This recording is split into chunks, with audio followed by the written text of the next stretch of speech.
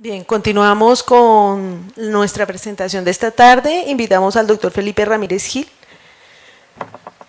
Gracias, Edna. Bienvenido, Felipe. Felipe es bioeticista y diseñador industrial, profesor asociado del Departamento de Bioética y de la Facultad de Diseño, Imagen y Comunicación de la Universidad del Bosque. En el Departamento de Bioética tiene a su cargo el Seminario de Área de Bioética y Educación, la Cátedra de Problemas Contemporáneos y la coordinación académica del cuarto semestre de la maestría.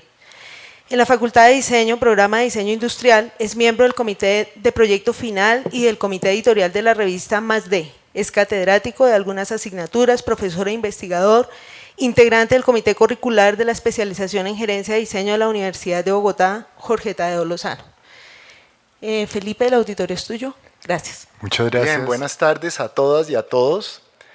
La invitación y agradezco es hablar un poquito desde lo transhumano y lo poshumano, desde todos los lenguajes posibles, y espero sea bastante subversivo.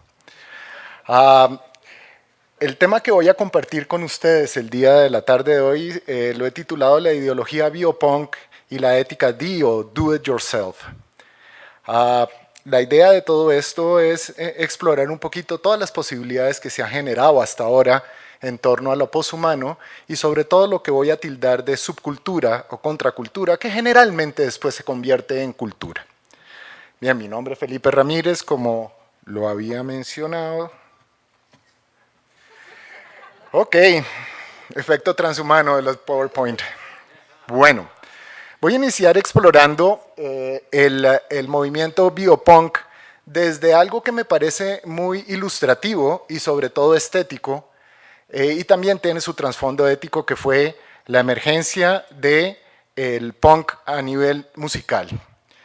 Se da a finales del año 76, inicios del 77, con una cantidad de expresiones fantásticas que creo que pues todos hemos oído y conocido, pero déjenme refrescarle un poquito la memoria, porque finalmente ahí hay que entender muchas cosas. El primero que voy a hablar es The Clash.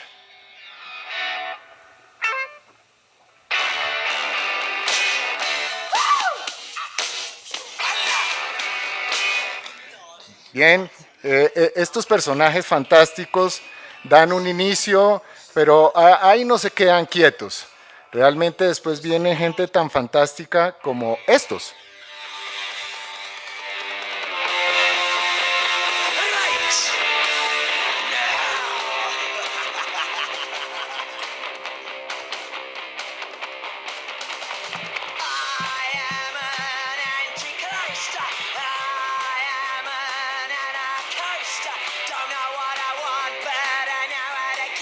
Bien, esto no es una exposición de música, pero que tengo que darle los méritos. Y después llegan personajes tan fantásticos como estos.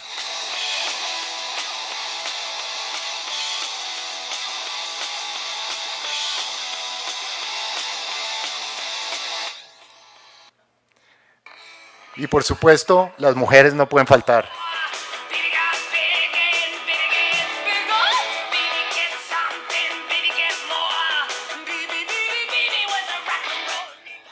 Bien, y para terminar, uno de mis favoritos.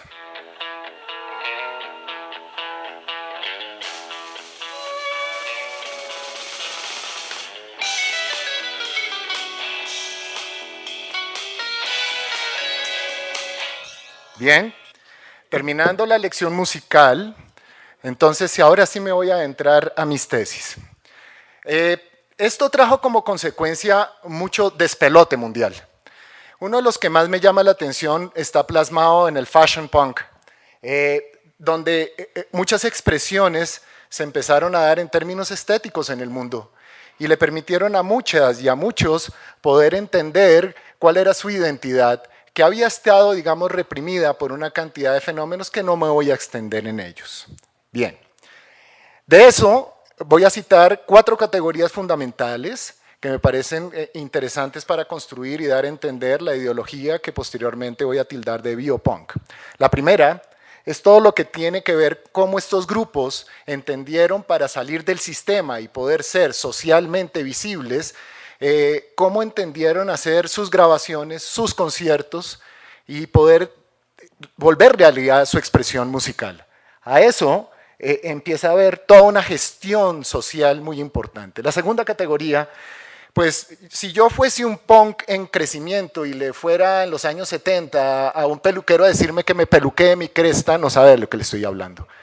Definitivamente les tocó desarrollar todas sus crestas, sus vestimentas, sus souvenirs, para poder llegar a ser realmente su expresión estética como tal. En tercer lugar, una crítica absolutamente a la corporación y al establecimiento para poder hacer y ser. Y ahí consolidan algo muy importante, que es una ideología de revolución, como lo decía Jairo, para poder emerger en la escena social de la cultura desde la contracultura. Y en cuarto lugar, consolidaron algo que ahora históricamente lo va a hacer la trazabilidad, que fue el D, el do it yourself. Si no lo puedes hacer, hazlo tú mismo con tus recursos. Muy bien. A esto aparece entonces consolidada la ética D.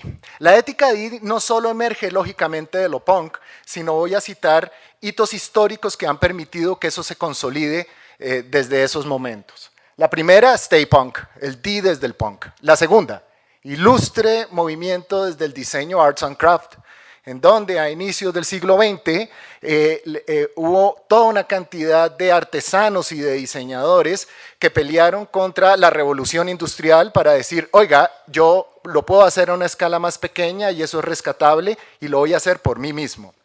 La tercera, toda la introducción del do-it-yourself norteamericano a través principalmente de ediciones como Mecánica Popular, en donde pues salía más barato hacerlo uno mismo que irlo a contratar. Y de ahí, por ejemplo, también emergieron los modelitos para armar con instrucciones, se dio el movimiento Lego, en fin, hágalo usted mismo. Y por último, en el medio de la medicina, los primeros auxilios. Hombre, pues yo no lo voy a llamar un especialista. Cuando tengo a alguien que lo ha sido atropellado, pues hágalo usted mismo. Y rescate a esa persona en términos de primeros auxilios. Bien. La otra, entonces, el paso natural a donde quiero hacer énfasis para hablar ya y entrarme en lo poshumano y en el movimiento transhumano, tiene que ver con que esa lógica D ahora se volvió BioD. BioD, pues lo dijo el doctor Bonilla ahorita, con toda esa explosión del conocimiento biológico, se traduce en una autosuficiencia, pero ya no para do it yourself con otros temas, sino con la vida. En segundo lugar, un empoderamiento social, contracultural, que no solo va a ir dirigido a individuos, sino a colectivos. En tercer lugar, una aproximación alternativa al conocimiento de la vida, porque la vida y el estudio recluido en laboratorios ya no era viable desde la óptica BioD, sino yo hago otra aproximación para poder hackear la vida, para poder entender cómo puedo entrar no solo al conocimiento técnico, sino a una expresión social de conocimiento. Superar la burocracia. La burocracia científica es, pues todo lo conocemos, tiene unos procedimientos casi eugenésicos de que la gente o no perteneces al club, entonces no entras. Entonces esa nueva aproximación me permite superar la burocracia. Y en último y muy importante es que yo ya no necesito expertos. Yo no necesito tener títulos, no necesito tener nada más que mi voluntad, la capacidad de generar conocimiento, de relacionar cosas, porque ahora tengo demasiada información entre manos. Lo que tengo que hacer es cómo la organizo y qué hacer con ellas. Bien, entonces se genera ese movimiento BioD que tiene una historia muy interesante. Desde los años 80 y años 90 empiezan a aparecer el cyberpunk, que básicamente es hackear los sistemas de información en términos de la aparición de la red, de los bancos de información y de poder hacer una cantidad de expresiones en bytes donde era atractivo poder a través de la revolución y de la subversión empezar a atacar. Claro, yo tengo el conocimiento, está la red, pues es muy tentativo, ya aparecen los hackers. Después, bien, aparecen entonces el movimiento biopunk. El movimiento biopunk básicamente lo que hace es que con la ideología punk de hágalo usted mismo y poder tener un conocimiento científico, poder empezar a llevar eso que habían hecho los hackers y madurarlos en términos ahora sí es de biohackers. El proyecto de genoma humano fue un imán para eso, porque, vuelvo y repito, y cito al doctor Bonilla, se dio una cantidad de conocimiento, se puso en la red, donde esta gente dijo, oiga, absolutamente eso es dominio público, eso me pertenece y yo puedo empoderarme de los procesos y hacer uso de esa información. Bien, de ahí aparece el movimiento biopunk. El movimiento biopunk básicamente es una forma alternativa. Les dejo la reflexión si eso es investigación científica, porque pues tiene unas mezclas bien interesantes en donde no solo viene la etiqueta y el pedigrí, esto no es un desfile canino de pedigrises, sino de una expresión absoluta de la intención humana por conocer y hacer cosas y intervenir. En segundo lugar, es absolutamente una agenda anticorporativa. Porque finalmente la tecnociencia, como les voy a expresar mi pensamiento ahora, se da en unas formalidades y en una flema en donde las corporaciones mandan. Pero esta gente dice, no, olvídese, yo tengo otra agenda que es la revolución que quiero armar en términos anticorporativos. Y por último, esa emergencia de los ingenieros genéticos aficionados, en donde yo ya puedo hacer una cantidad de procedimientos que antes era solo posibilidad de los laboratorios en términos de la carpa en la mitad de una feria estudiantil en un campus universitario. Entonces, empiezan a cambiar las reglas del juego. Bien, los biohackers entonces tienen en la mira varias intenciones a través de los casos que he podido rastrear y que son evidentes. El primero es la ingeniería genética creativa y extrema. Ahora, vayan midiendo todo lo ético que estoy arrastrando para el gran final, porque finalmente me interesa es que entiendan lo que esta gente tiene entre manos. En segundo lugar, toda la investigación en términos genéticos, la clonación. Cuando hablan de una moratoria, los biohackers se sonríen. Es atractiva las moratorias porque las moratorias son tendientes a ser violadas. Y eso es un imán, me parece, es como lo que decía esta mañana el profesor Misa del antidoping. Si yo pongo una regla antidoping es atractivo burlarla, es la esencia humana. La síntesis de proteínas, todo el tema de biología sintética, ese es el logo, H+, y la liberación genómica, ojo, liberación genómica.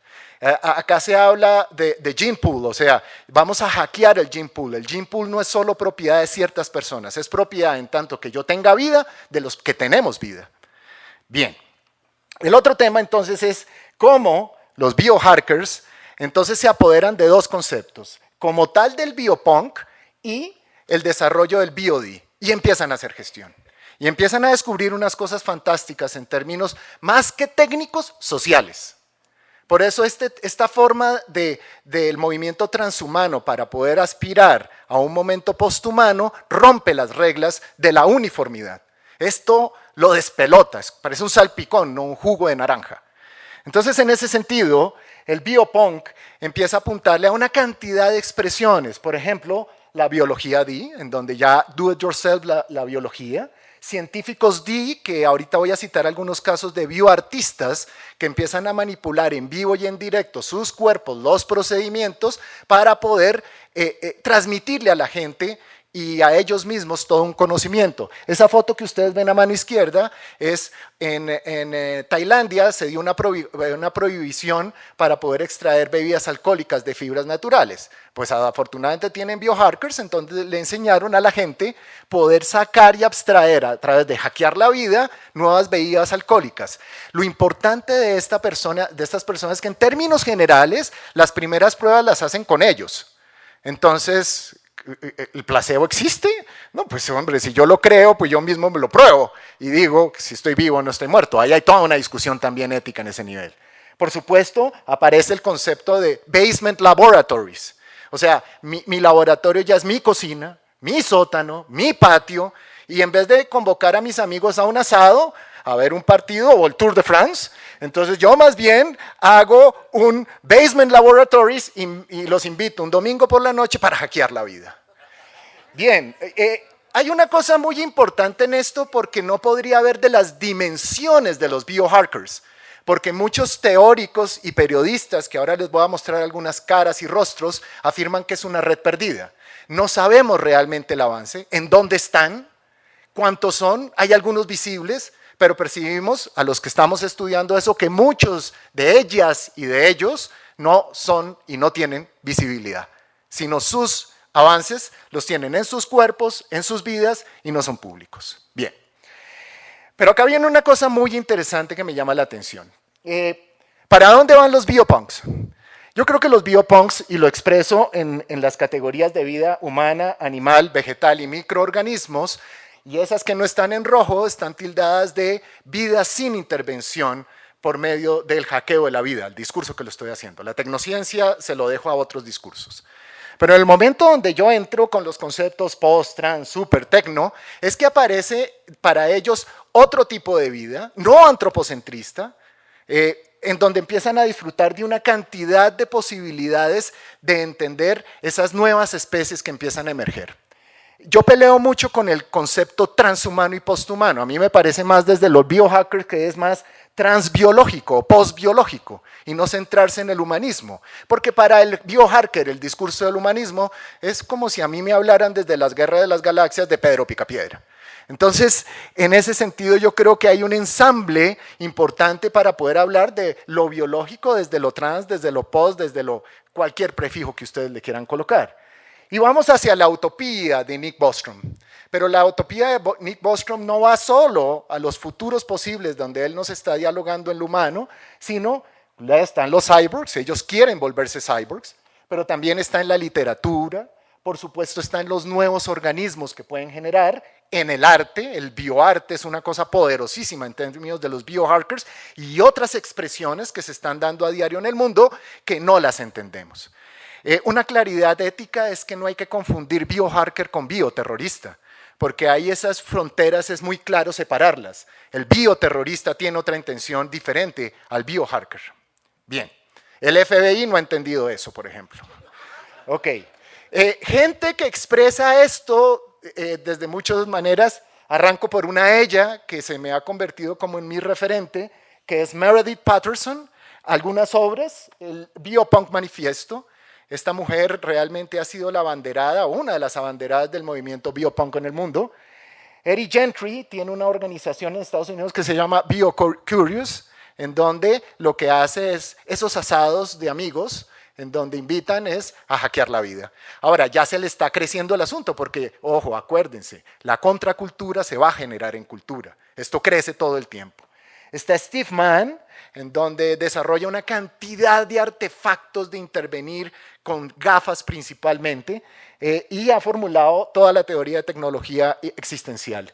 Dave Asprey con Bulletproof, él mismo experimenta sus posibilidades, se inyecta, se pone cosas para mejorar su performance como humano. Está Drew Endy, tiene algo muy importante que en genética se llama biobricks, que es toda la manera como los ladrillitos de la genética se construyen. Eso no es un término de biopunk. Y armó una fundación que se llama BioBricks Foundation.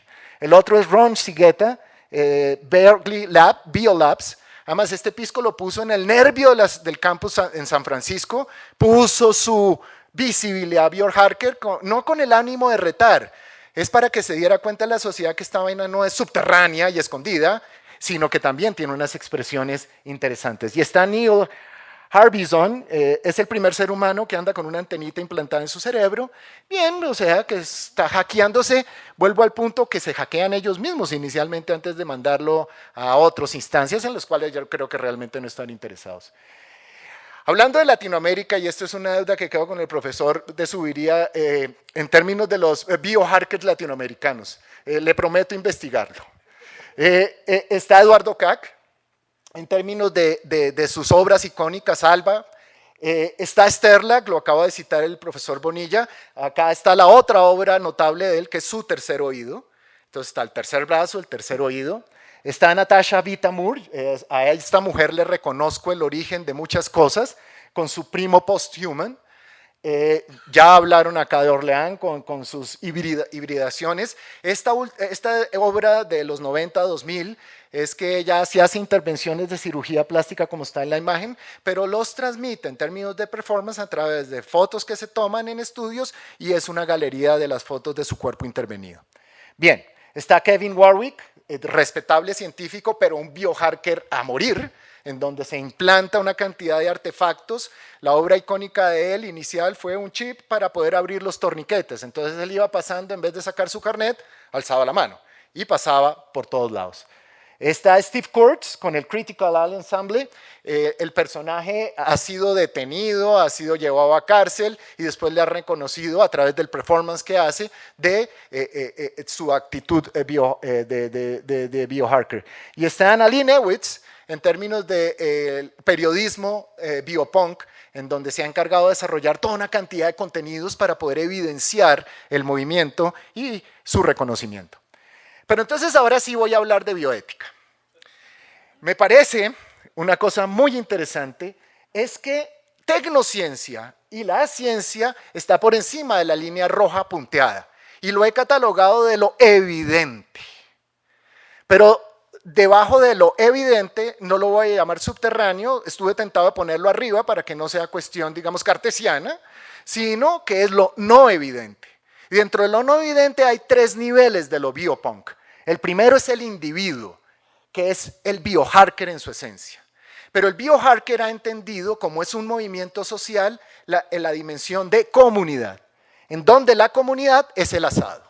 Pero asimismo, el movimiento biopunk, que es la red perdida, es una gran comunión de gente en el asado.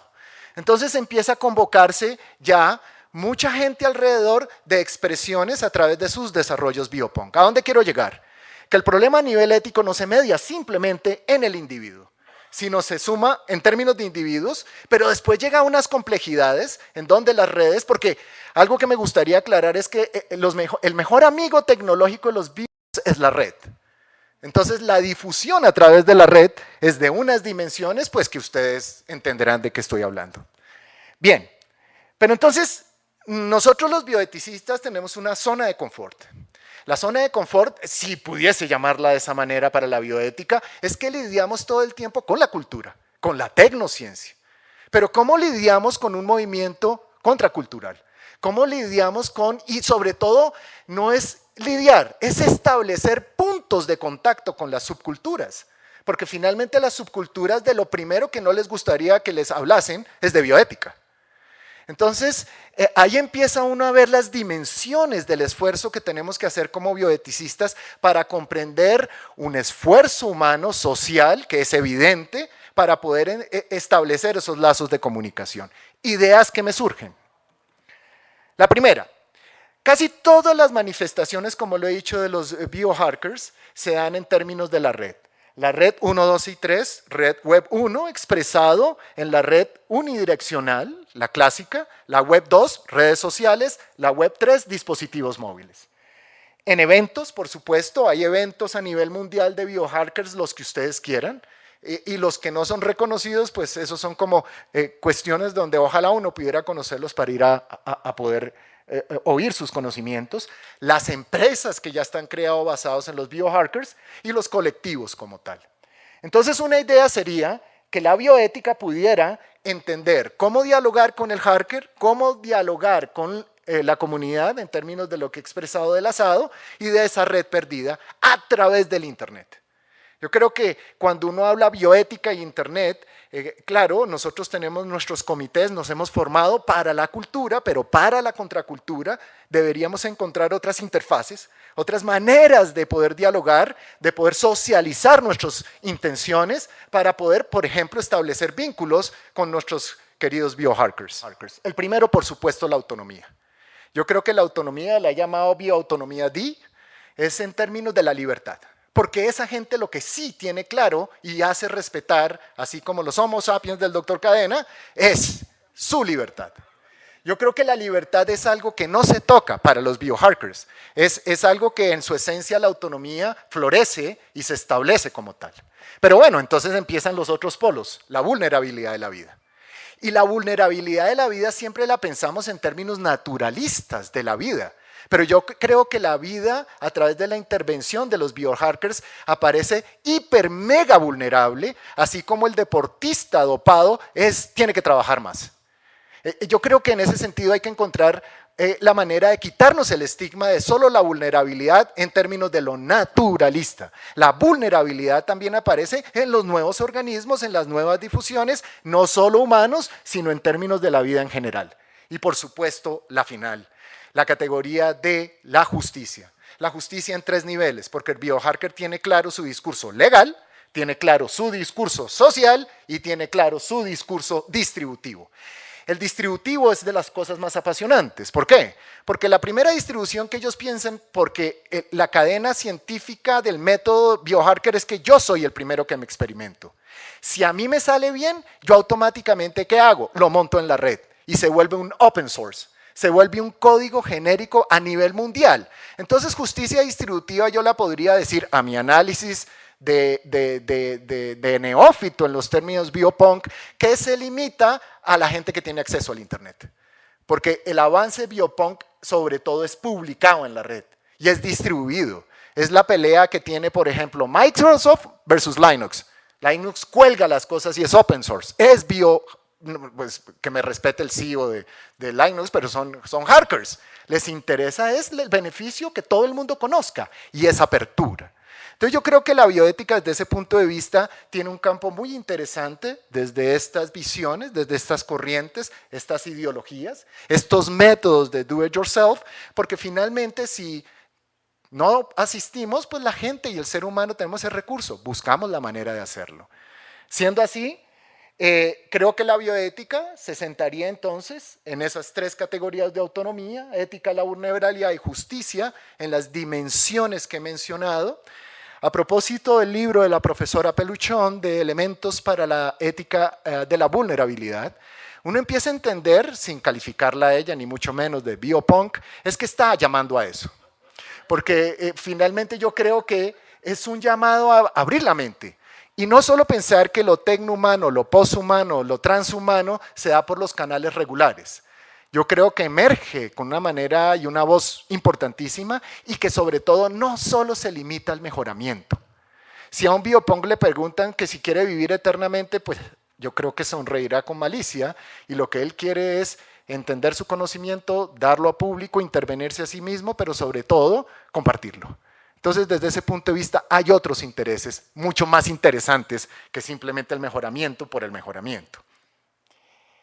Entonces, si me preguntan cómo tejer desde la bioética, ya no es un hecho solamente de valores y de moral y de ética. Tiene que ver con inteligencia de comunicación. Tiene que ver cómo generamos ese puente de comunicación a través de la red principalmente para poder generar esos vías de comunicación para que los movimientos contraculturales como los biohackers basados en la ilustre, en el rock punk, podamos disfrutar y sobre todo aprender de ellos. Eso es muy importante. Finalizo con una carta icónica de Nick Bostrom, Letters from Utopia, en donde Bostrom le habla a un presente e inaugura, con cierta pretensión diría yo, le está hablando un posible futuro suyo.